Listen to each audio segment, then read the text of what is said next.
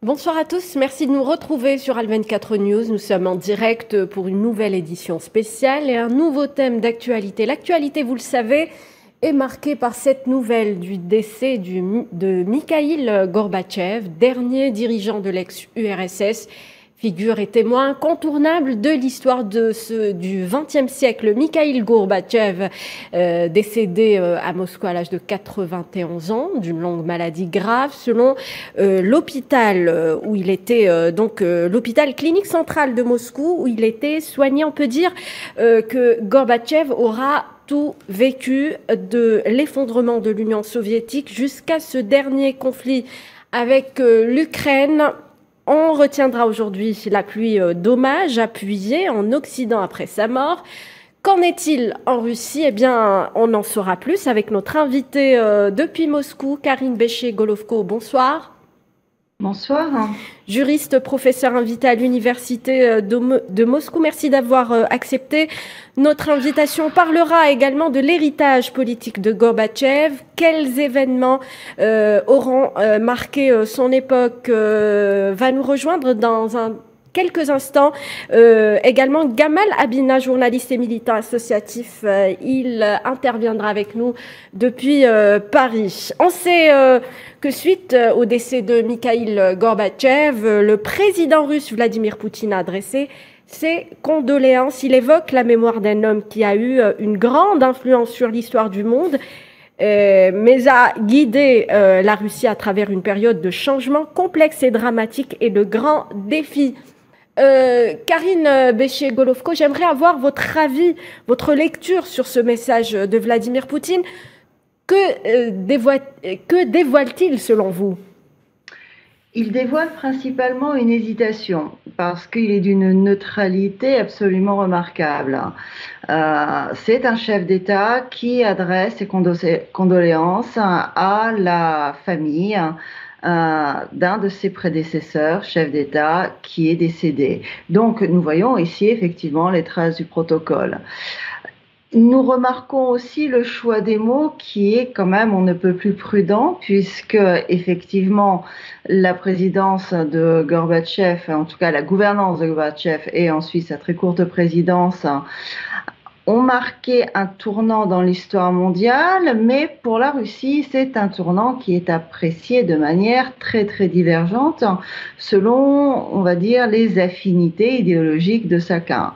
Ceux qui seront plus occidentalistes, plus globalistes, dirons-nous aujourd'hui, voient avec plaisir l'œuvre de Gorbatchev qui a conduit au démantèlement non seulement d'un régime politique qu'il détestait, mais également d'un pays, puisque c'est quand même ce qui lui est reproché par les étatistes, c'est d'avoir détruit le pays en voulant remettre en cause l'idéologie.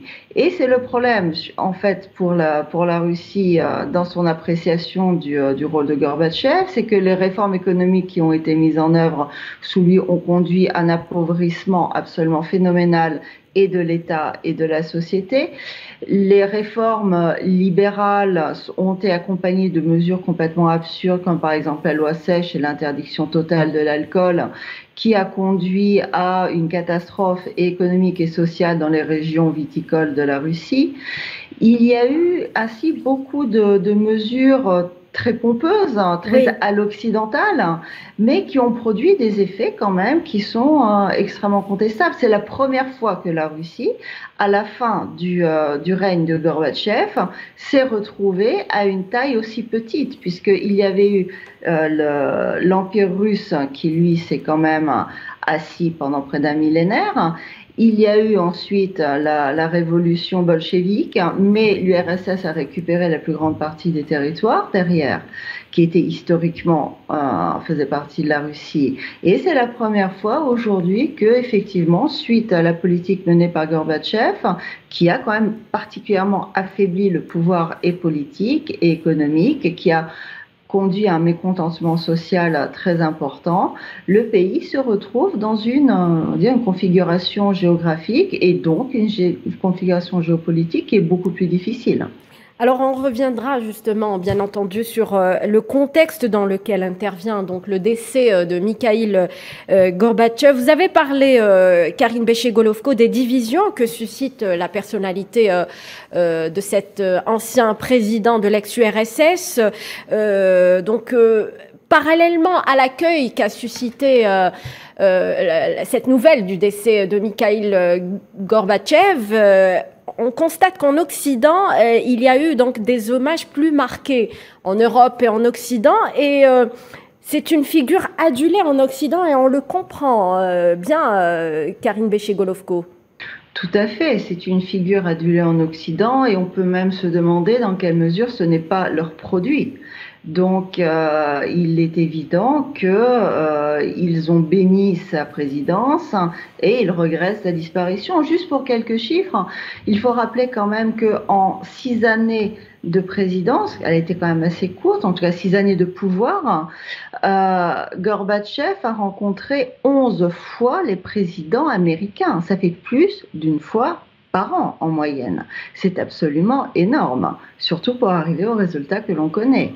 On se souviendra également quand même que déjà dans les années 70, alors qu'il était très très loin du pouvoir central, il était très souvent en Europe, en Italie, en France, etc. Dans les années 84-85, lorsqu'il était en charge de la politique extérieure pour le Soviet suprême, il y a eu 2 rencontres qui ont marqué l'histoire et qui ont une très très forte influence ensuite sur le cours politique de l'URSS. Ça a été d'abord le Canada et ensuite la Grande-Bretagne, et la rencontre avec Thatcher a eu une influence phénoménale.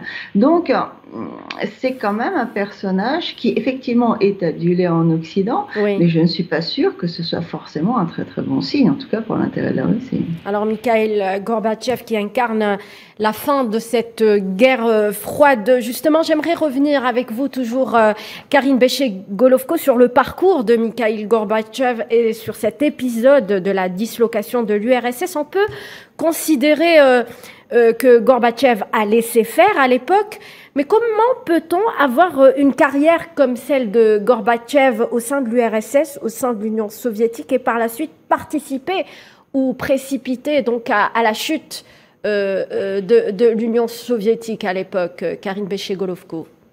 Il y a 2 explications qui sont fournies. Soit il a lancé un processus parce qu'il partageait réellement cette vision occidentale de la société, mais ce processus lui a échappé, déjà parce que c'est quelqu'un qui est quand même assez faible comme individu, et ça malheureusement ça s'est vu mais un petit peu trop tard. Et le processus qu'il a lancé était absolument incompatible avec le système institutionnel mis en place en URSS, en tout cas était incompatible de la manière dont il a été fait. Deuxième chose, c'est deuxième alternative possible. Il ne faut pas oublier que dans les années 80, il y avait quand même toute une partie du clan au pouvoir soviétique, même si c'était un système qui était unipartite, il y avait différents clans idéologiques à l'intérieur et il y avait un véritable combat et notamment un combat entre les conservateurs et entre les réformateurs. Et Gorbatchev a été mis en place par ce clan des réformateurs. Et ces réformateurs, ce qui est dommage, parce qu'on en arrive toujours là, et partout lorsqu'on parle de révolution, finalement, sont pro-occidentaux. On aimerait tant avoir des réformateurs qui soient pro-nationaux, mais on se retrouve toujours avec des gens qui finalement introduisent dans leur pays des mécanismes clés en main, mais qui ne sont pas adaptés à la réalité ni politique, ni institutionnelle, ni économique, ni sociale de ce pays, avec les effets qui sont toujours les mêmes, comme on le voit. Très bien, on va continuer d'évoquer le parcours de Mikhaïl Gorbatchev, l'ex-président de l'URSS, avec Gamal Abina qui vient de nous rejoindre depuis Paris. Bonsoir. Bonsoir.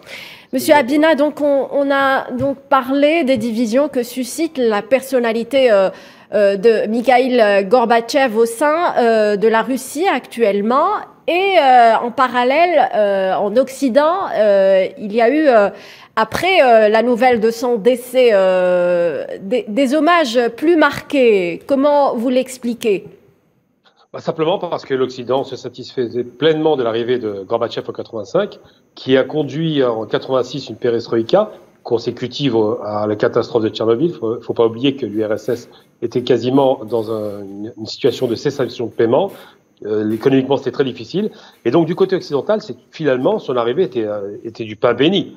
Il se rapprochait de l'Occident, il apaisait les tensions, il était quasiment le fossoyeur de l'Union soviétique, puisque son action a conduit, avec des réformes qui ont été mal appliquées, à ce que l'Union soviétique, à laquelle il tenait aussi lui-même, finisse par s'effondrer en 91 avec le coup d'État de Guenaï Yenayev, qui était donc un des militaires qui avait tenté le coup d'État pour récupérer le pouvoir, parce qu'il sentait bien que la chute de l'Union soviétique était proche. Et ce qui s'est passé, c'est que l'arrivée au pouvoir de son successeur, qui a quasiment fait un coup d'État, on parle donc d'Eltsine, Boris Eltsine, a été pour la Russie, donc on n'est plus dans l'URSS, puisque l'URSS a implosé, en Russie, à proprement parler, ça a été catastrophique. L'ultralibéralisation, la privatisation des richesses du pays, la montée des oligarques, donc des voleurs qui ont pris pour des dollars symboliques des groupes extraordinaires, que ce soit dans le pétrole, gaz ou autre, et ils ont commencé à démembrer le pays, privatiser le pays et réduire à la misère sociale tous ceux qui avaient souffert du communisme qui était mal géré, mais qui finalement étaient quand même protégés par un parapluie d'amortisseurs sociaux qui existaient malgré tout. Il n'y avait pas de misère. On se souvient que Moscou était la capitale la plus dangereuse devant Chicago, c'est vous dire un peu. Oui. Et on se souvient surtout que l'Union soviétique, l'effondrement, ça a donné 10 ans de vide total, une création d'une unipolarité qui a détruit l'Irak et tout un tas de pays dans le monde par l'Amérique, et un Gorbatchev qui aujourd'hui est détesté côté russe, on ne le célèbre pas, et qui est évidemment encensé côté occidental, puisque finalement, c'est Gorbatchev qui a donné la victoire, la vraie victoire, devant ce fameux bloc soviétique. Il a donné la victoire aux Occidentaux. Donc les Occidentaux ne peuvent que célébrer cet homme qui était le fossoyeur de l'Union soviétique. Très bien. Il est vrai que le nom de Mikhaïl Gorbatchev est intimement lié à ces réformes entreprises au sein de l'URSS. Gamal Habib a parlé de la perestroïka. Il y a également le glasnost, Karine Béché-Golovko. Comment les Russes perçoivent ces réformes, les Russes actuellement? C'est vrai que je suis tout à fait d'accord avec ce que votre invité a dit. Effectivement, le bilan est particulièrement mal perçu en Russie parce que derrière Gorbatchev, il y a eu encore Yeltsin. Et n'oublions pas quand même que c'est aussi Gorbatchev qui a mis Yeltsin en place à la tête de la Russie soviétique à l'époque de l'URSS et qui ensuite, en quelque sorte, a mis en place la personne qui allait contribuer à le faire tomber. Toutes ces réformes qui ont été mises en place, aujourd'hui, n'oublions pas qu'il y a quand même une génération qui est passée, donc il faut, à mon avis, voir différemment selon les générations. La première génération, celle qui a vu chuter, était assez divisée. Il y avait les jeunes qui disaient bon, pourquoi pas, ça peut être aussi intéressant, un peu d'occidentalisation, mais aussi un petit peu d'oxygène, parce que à la fin de la période soviétique, l'idéologie communiste était quand même assez mise à mal. Oui. Il y avait quand même beaucoup d'hypocrisie à l'intérieur du pays au niveau du fonctionnement, donc les gens ne croyaient pas vraiment à l'idéologie, mais les gens aimaient le pays. Et les gens s'étaient prononcés d'ailleurs par référendum contre la division du pays, mais les résultats n'ont pas été pris en compte par les volontés politiques diverses. Donc, c'est Glasnost qui a introduit le pluripartisme, qui a levé la censure sur les publications dans les milieux d'art. Oui. A donné une espèce de bouffée d'oxygène. Le problème, c'est que l'oxygène est toujours nécessaire, mais l'URSS et les élites politiques à la fin du système n'étaient pas assez fortes et n'étaient pas aptes à gérer ce monde complexe. Et l'on a vu rentrer à travers les figures des dissidents, à travers les figures des artistes, des discours radicaux et totalement occidentalistes qui faisaient en fait de la provocation, qui ont largement contribué à développer cette image négative, qui ont lancé un discours extrêmement noir, qui a continué dans les années 90, que les années 90, quand vous regardez le cinéma, quand vous regardez les ouvrages, c'est une période extrêmement dépressive, extrêmement noire, extrêmement criminelle. Et les gens avaient un dégoût d'eux-mêmes à cette période-là. C'est ce qui est extrêmement terrible dans cette chute de l'Union soviétique, c'est qu'elle a touché les gens dans leur vie au quotidien, elle a touché les gens dans leur perception d'eux-mêmes. Et l'on voit maintenant une différence, parce que la génération qui actuellement regarde ces réformes, les regarde avec un petit sourire en coin en disant « Mon Dieu, qu'est-ce qu'ils étaient naïfs hein !» parce que c'est très bien le pluripartisme, mais cette grande démocratie occidentale, mais quand on regarde comment cette démocratie fonctionne en Occident, maintenant elle ne convainc plus personne. On voit les dérives et on voit ce retour à cette thèse de faux multipartisme où en fait vous n'avez qu'un champ politique possible et plusieurs visages pour l'exprimer différemment. Et c'est ce que en fait les soviétiques à la fin et les russes au début dans les années 90 n'ont pas compris. C'est que le pluralisme politique à l'occidental, c'est la diversité, non pas des idées, c'est la diversité des visages. Et eux ont réellement voulu mettre une diversité des idées, ce qui a conduit le pays à l'effondrement. Aucun pays ne peut survivre réellement à des alternances, à des discours alternatifs idéologiques, c'est-à-dire qui ont une vision d'ensemble de l'individu et du monde qui soit différente. Parce que dans ce cas-là, à chaque changement, vous tombez dans une remise à zéro de tous les comptes. Or, tout système politique a besoin de se construire dans la durée, d'ajouter à chaque fois, de corriger, certes, mais d'ajouter. Et maintenant, effectivement, les gens sont beaucoup moins naïfs et s'ils apprécient certaines choses en Occident, et ils apprécient effectivement cette liberté d'expression qui est aujourd'hui beaucoup plus présente en Russie qu'on ne la trouve en France, par exemple, ils comprennent que c'est quelque chose d'extrêmement fragile, qu'il faut faire extrêmement attention pour ne pas conduire à l'implosion et surtout qu'elle ne doit pas être acquise au prix du pays. Et ça, ils le comprennent et on sent, juste pour terminer très rapidement, on sent un regret de l'Union soviétique comme pays, plus que comme système idéologique, mais aussi comme pays, parce que c'était une puissance qui était sociale et qui prenait en compte l'être humain et la valeur humaine. Et avec tout ce discours ultralibéral actuellement, bon, depuis quelques mois, il est remis en cause, mais il y avait une certaine négation de la valeur de l'homme dans son individualité. Et ça, c'est intéressant à voir cette évolution justement de la prise en compte des choses. Gamal Abina, toujours sur ce point, sur ce regard de l'Occident à l'égard de la personnalité de Mikhaïl Gorbatchev, on peut tout de même admettre qu'il a cherché à instaurer la paix entre l'Est et l'Ouest, n'oubliant pas qu'il est détenteur du prix Nobel. Il a eu le prix Nobel en 1990.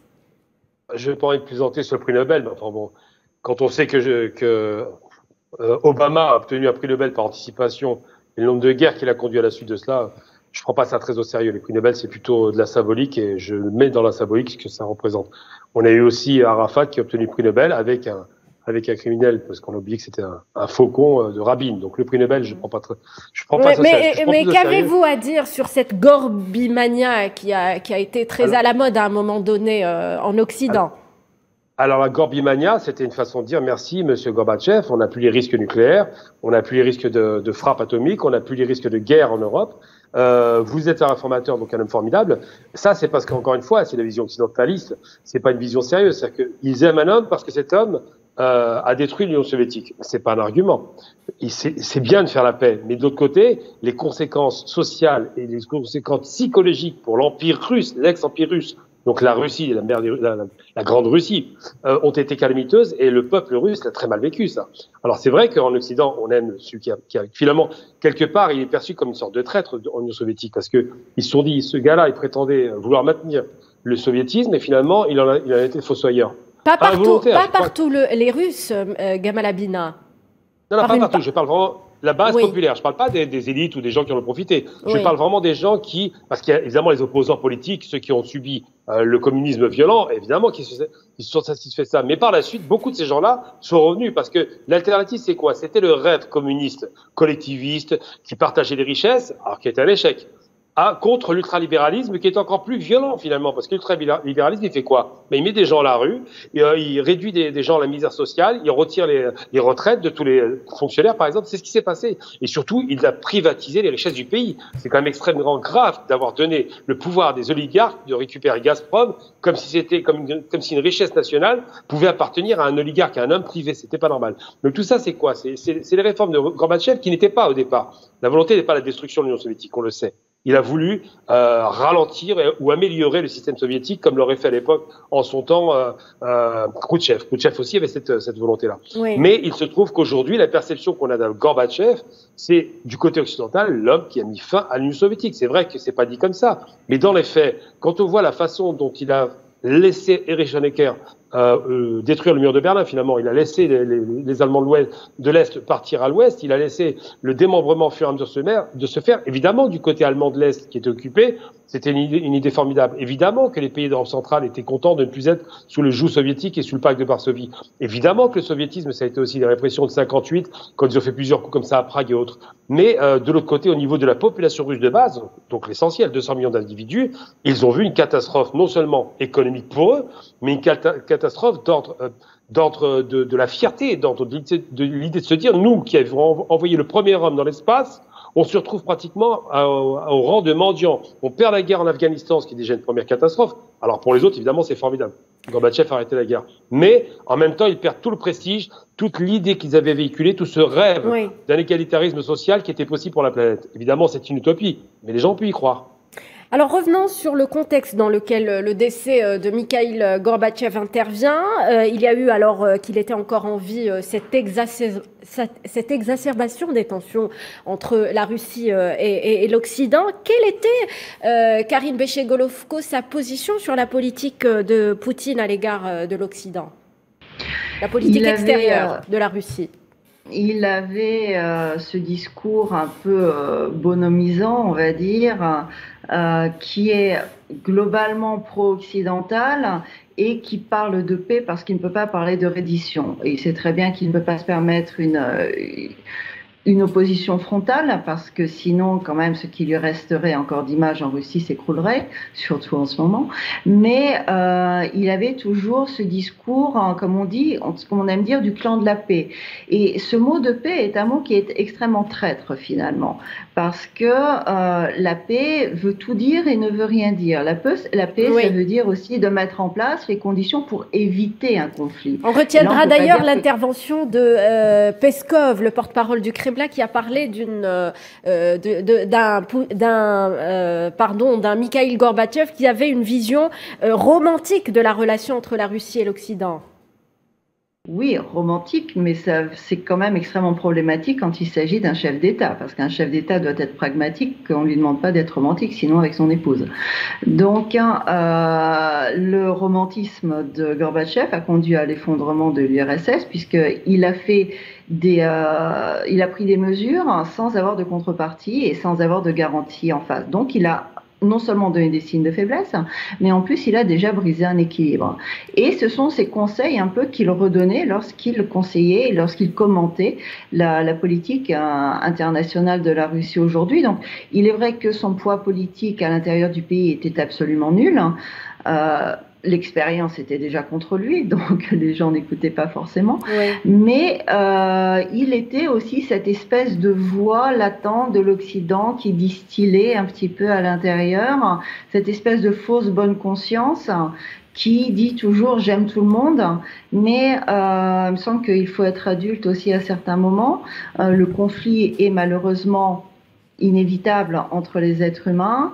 Et montrer des faiblesses est en fait le meilleur moyen pour que ces conflits se réalisent. Parce que les gens en général ont peur des forts, et lorsqu'ils voient de la faiblesse en face d'eux, au contraire, ils se sentent beaucoup plus prêts à attaquer. Et ça, on le voit de manière régulière avec l'histoire des peuples et des guerres. Gamel Habina, toujours sur ce point, pendant les 20 dernières années de sa vie, Mikhaïl Gorbatchev s'était régulièrement inquiété des tensions grandissantes avec Washington. Oui, parce après on l'a pris un peu comme une sorte d'apôtre. C'est vrai qu'il était faible. C'était pas un homme très fort. C'est un homme qui ne maîtrisait pas les rapports de force et qui a eu le sentiment, en donnant beaucoup de concessions, que finalement, il obtiendrait autre chose. Il n'a rien obtenu. La question du pacte de Varsovie démembré, ça a été une concession qui n'a pas été, il n'y a pas eu de contrepartie avec l'OTAN. C'est la raison pour laquelle l'idée un petit peu romanesque du personnage se heurte à la réalité. Oui. En réalité, Gorbatchev n'était pas un homme éclairé. C'est un homme qui a vu la fin de l'Union soviétique arriver, mais qui n'avait pas prévu une transition, une possibilité de pouvoir la maintenir. Il n'a pas du tout anticipé les problématiques et sa relation à l'Occident est une relation effectivement d'un homme peu expérimenté.